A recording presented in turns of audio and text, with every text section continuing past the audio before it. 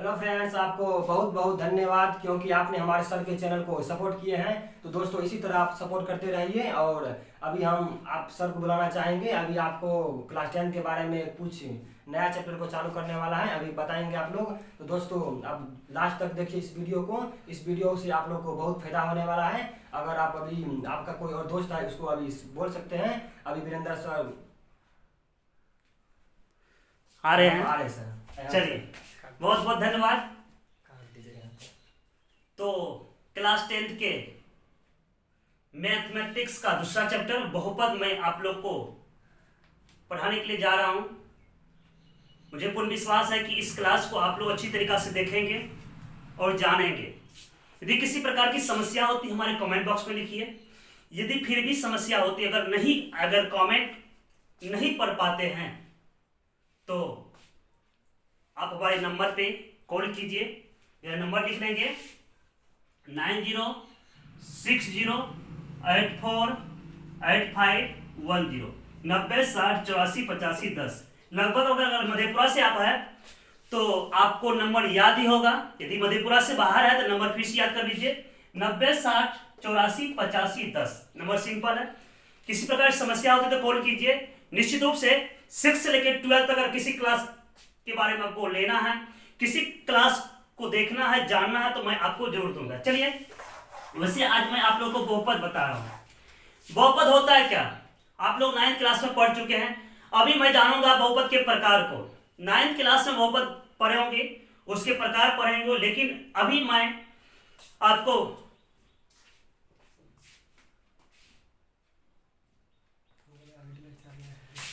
आपको बहुपद के प्रकार यानी कि ऑब्जेक्टिव क्लास में जो पूछा जाता है उस पर हम सीधा ध्यान देंगे, जिससे आपको 50 मार्क का जो ऑब्जेक्टिव होता है वो भली भांति आपका बन जाए। तो चलिए, हम लोग जानते हैं कि बहुपद में क्या सब होता है। बहुपद को मुख्य रूप से 3 प्रकार में बांटा गया है: रेखिक बहुपद, द्विघात बहुपद, त्रिघात बहुपद। अब रेखिक बहुपद कहते क्या, जिस बहुपद की अधिकतम घात 1 हो उसे हम लोग क्या बोलते हैं, रेखिक बहुपद, यानी कि एक घातीय बहुपद। जैसे मान के चलिए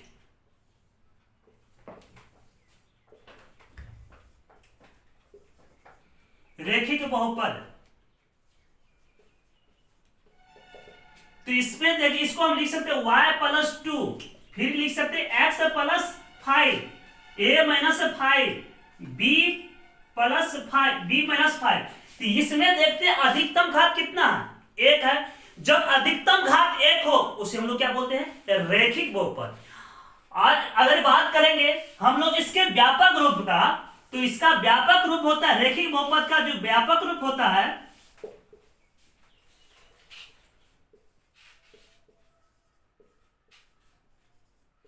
रेखिक बहुपद का व्यापक रूप यानी कि स्टैंडर्ड फॉर्म इसका होता है ax+c, जहां a≠0 हो, यानी कि a का मान 0 नहीं होना चाहिए। अगर a का मान 0 होगा तो फिर वो रेखिक बहुपद नहीं होगा। तो यहां पर रेखिक बहुपद का व्यापक रूप ax+c होता है। अगर इसका शून्य की बात करते हैं तो रेखिक बहुपद की शून्यकों की संख्या कितना होती है, 1 होती है। आप लोग लिख लेंगे, रेखिक बहुपद की शून्यकों की संख्या कितना होती है, 1 होती। ये क्लास आपको क्लास 10, 9th, यदि आप पॉलिटेक्निक ITI का तैयारी करते हैं तो वहां भी आपको ये काम में आएगा। चलिए, अब हम लोग बात करते हैं द्विघात बहुपद।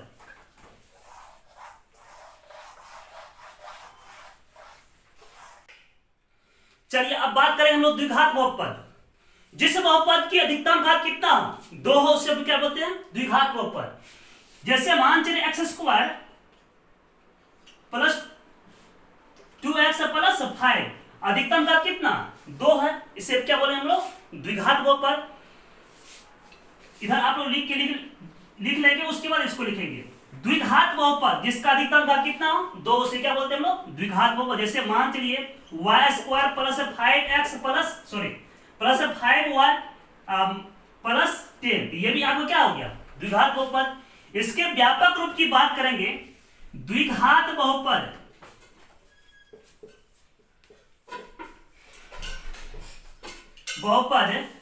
के व्यापक रूप का अगर बात करते हैं तो ये होता है आपको X square plus B X plus C. द्विघात बहुपद का व्यापक रूप A X square plus B X plus C होती है। इसमें ए नॉट इक्वल जीरो, यानी कि ए का मान जीरो नहीं होना चाहिए। यदि प्यारे बच्चों यदि ए का मान जीरो हुआ तो यह द्विघात बहुपद नहीं होगा, तो फिर यह रैखिक बहुपद बदल जाएगा। इसलिए तो ए का मान जीरो नहीं होना चाहिए, ठीक है। यदि इसके शून्यकों की बात करते हैं तो द्विघात बहुपद की शून्यकों की संख्या कितना होता है? 2 होता है।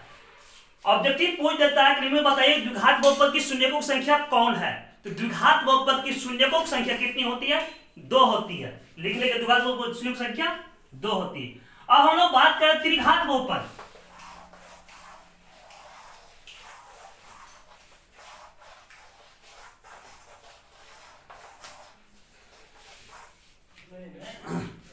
त्रिघात बहुपद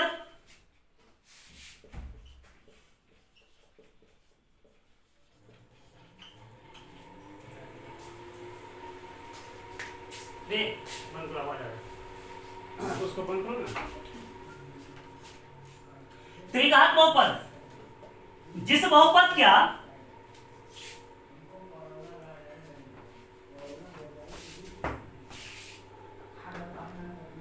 आ जा रहा।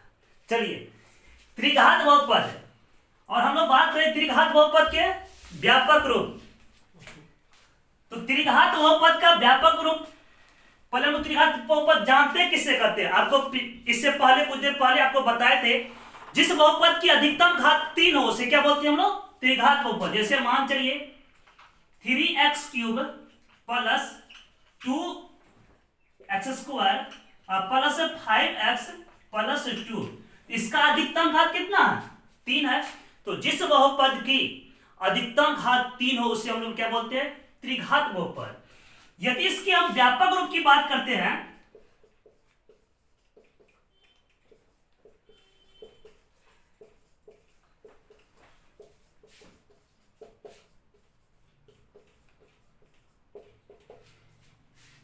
त्रिघात बहुपद की व्यापक रूप की बात करते हैं तो ये होता आपको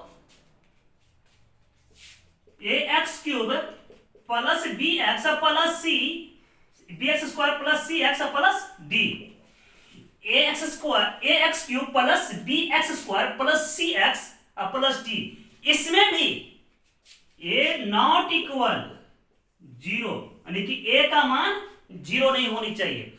यदि a का मान 0 हो गया तो ये प्यारे बच्चों द्विघात बहुपद नहीं होगा, ये क्या हो गया? द्विघात बहुपद। तो चलिए हम लोग जाने रैखिक बहुपद, उसके बाद हम लोग जाने द्विघात बहुपद, त्रिघात बहुपद। एक बार फिर से पुनः आप लोग को बताओ, रैखिक बहुपद की अधिकतम घात 1 होती है। रैखिक बहुपद अधिकतम घात कितना होती है? 1 होती है। इसका व्यापक रूप ax प्लस c होती है। शून्यकों की संख्या 1 होती है। द्विघात बहुपद जिस बहुपद की अधिकतम घात 2 हो उसे क्या बोलते हैं हम लोग? द्विघात बहुपद। द्विघात बहुपद की व्यापक रूप ax square plus bx plus c होती है। इसकी शून्यकों की संख्या बोलेंगे तो 2 होती है।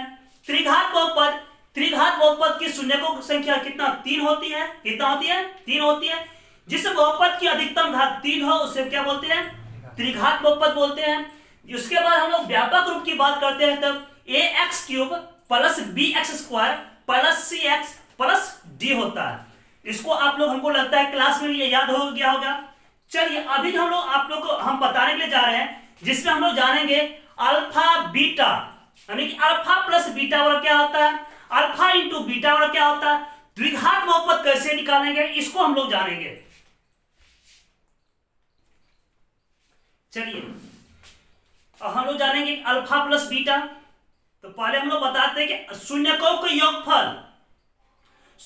योगफल मतलब होता है अल्फा प्लस बीटा। क्या होता है? शून्यकों का योगफल मतलब होता है अल्फा प्लस बीटा। दो शून्यक दोनों को जोड़ेंगे, अल्फा और बीटा को जोड़ेंगे तो क्या होगा? शून्यकों का योगफल, शून्यकों का गुणनफल, यानी कि दो गुणनफल, यानी कि शून्य को दो शून्य के निकाले उसका गुणनफल को हम लोग क्या बोलते हैं, अल्फा इंटू बीटा। इसका फॉर्मूला भी हम लोग जानेंगे। तो पहले इस पॉइंट को हम लोग जानते हैं।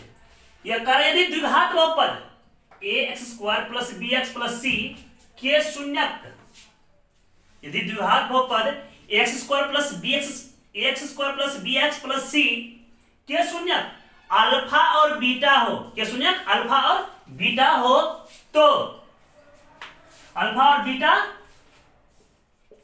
हो तो अल्फा प्लस बीटा यानी कि शून्यकों के योगफल, इसका फार्मूला होता है -b/a। क्या होता है? -b/a। अल्फा प्लस बीटा बराबर क्या होता है? -b/a। Alpha into beta, alpha into beta बराबर होता है c/a। इस फॉर्मूला को प्रूव भी कर सकता हूं, लेकिन उतना समय नहीं है। आप लोग ऑनलाइन क्लास ले रहे हैं, यदि हमारे क्लास में आते हैं तो आपको मैं प्रूव करके जरूर दूंगा।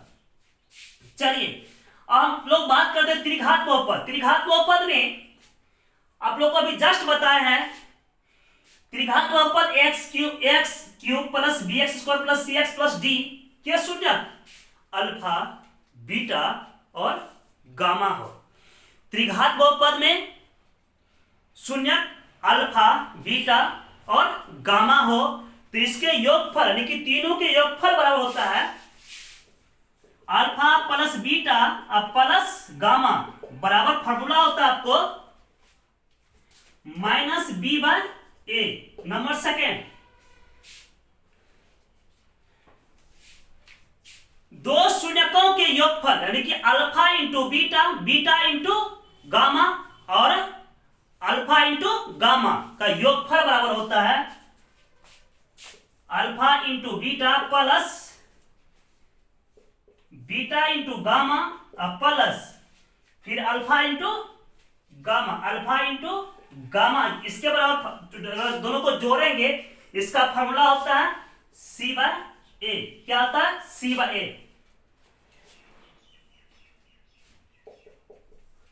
3 number, alpha into beta into gamma बराबर होता है d/a। क्या होता है? -d/a। तो इस फॉर्मूला को आप लोग याद कर लेंगे, नोट कर लेंगे और निश्चित रूप से इस पे सवाल बनेगा। तो किसी प्रकार की समस्या तो बोलेंगे, एक बार देख लेते हैं। Alpha plus beta -b alpha into beta c/a, और उसके बाद alpha plus beta plus gamma -b/a, alpha into beta plus beta into gamma plus alpha into gamma बराबर होता है c/a। Alpha plus beta plus gamma बराबर -d/a। तो इसको आप लोग नोट कर लेंगे। चलिए अब हम लोग जानेंगे द्विघात बहुपदी, दो शून्यक दिया रहेगा। जैसे अभी हम लोग शून्यक निकालने की बात कर रहे थे, लेकिन इसमें दो शून्यक दिया रहेगा, तो फिर हम लोग कैसे उसे द्विघात बहुपद निकालेंगे, तो उसका फॉर्मूला आप लोग देखेंगे।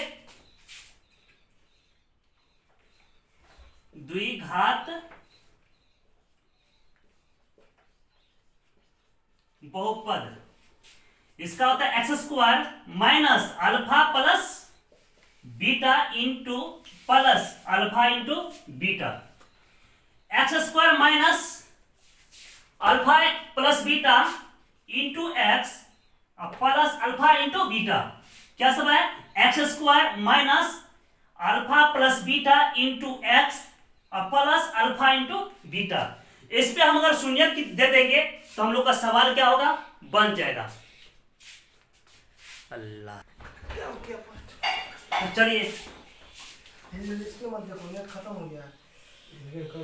कर विचार मोज प्लान क्या है?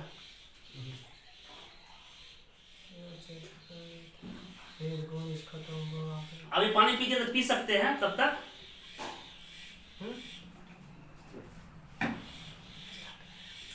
चलिए। अब कुछ ऑब्जेक्टिव मैं आपको दे रहा हूं, इसको ध्यान रखेंगे। इस ऑब्जेक्टिव को अगर देख लीजिएगा तो मैं आपको उससे वादा करता हूं कि यदि 10th में जो 100 ऑब्जेक्टिव पूछा जाता है, 100 में 100 ऑब्जेक्टिव आप सॉल्व कीजिएगा, लेकिन आवश्यकता आपको 50 का। तो आप बोलेंगे सर 100 सॉल्व क्यों करेंगे? भाई छाट छाट के 50 को पूरा होना है। तो मैथ में 50 आ गया इधर से 40 से 90 प्लस तो सीना तान के चलेगा। अरे मैथ में 90, हाँ अगर मैथ में 90 आ गया तो बाकी सब्जेक्ट तो दौड़ ले पहुंच जाएगा।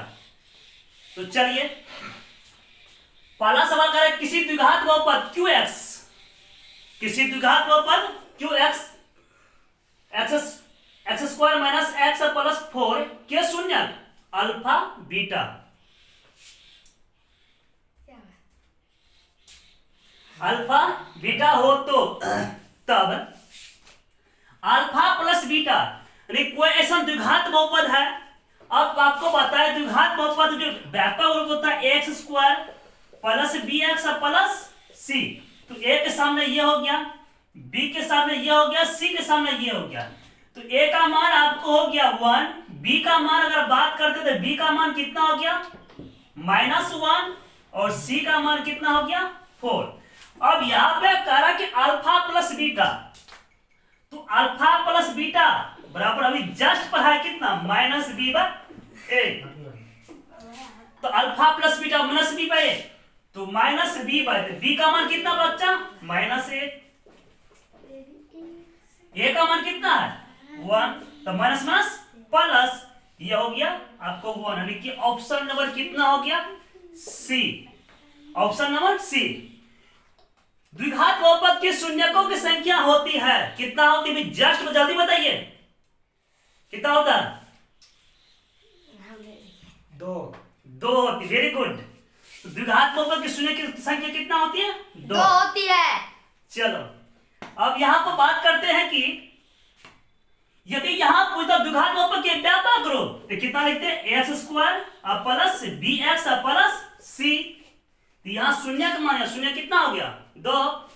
यदि बहुपद P x x square minus 2x plus 5 के शून्य ए और बी हो, ए और बी हो, सी हो, अल्फा को ए और बी हो, तो a इंटू बी का मान यानी कि अल्फा इंटू बीटा का मान शून्यकों के गुणनफल अल्फा यानी कि a इंटू बी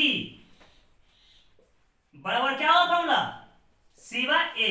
तो क्या बच्चों a का मान 1, b का मान -2, c का मान 5, तो c का मान 5 और a का मान 1। तो देखिए कहीं पे 5 है ऑप्शन में, हाँ है, यहाँ पे है, बन गया। चलिए अगला ऑब्जेक्टिव फिर मैं आप लोग को दे रहा हूं। नहीं। तो चलिए क्लास अच्छी लगी तो हमारे क्लास को सब्सक्राइब कीजिए, यदि पहले से सब्सक्राइब कर चुके तब तो कोई बात नहीं, लाइक कीजिए और अपने दोस्तों के बीच शेयर कीजिए। और खास तौर से बहुत ही अच्छा लगा है तो हमारे कमेंट बॉक्स में कुछ लिखिए। जब तक आप लिखेंगे नहीं तो फिर मुझे ये पता नहीं चलेगा कि आपको हमसे लाभ होती कि नहीं होती है। यदि अच्छा लगता है तो वो भी लिखिए, बुरा लगता है वो भी लिखिए, कोई दिक्कत नहीं है। आपको ये नहीं बोलने के जाएंगे कि भाई आप बुरा हमें कमेंट में क्यों लिखे, बहुत ही खुशी होता है क्योंकि आपकी बुराई मेरे लिए अच्छाई का सबक है। तो प्यारे बच्चों आप लोग अपने घर बैठे रहिए, स्वस्थ रहिए, सावधान रहिए। कोरोना काल के बाद फिर स्ट्राइक रेट बहुत ही जबरदस्त चलेगा, जिस तरह से पिछले साल में चला था उसी तरह से स्ट्राइक रेट इस बार भी बहुत जबरदस्त चलेगा। और 1 महीना भी समय दिया तो बिहार बोर्ड के पूरे सिलेबस को धजिया उड़ा दूंगा और आपकी रिजल्ट को बेहतर करूंगा। यदि हमारे क्लास ज्वाइन करना चाहते तो हमारे नंबर नोट कर लेंगे 90 60 84 85 10। थैंक यू, धन्यवाद।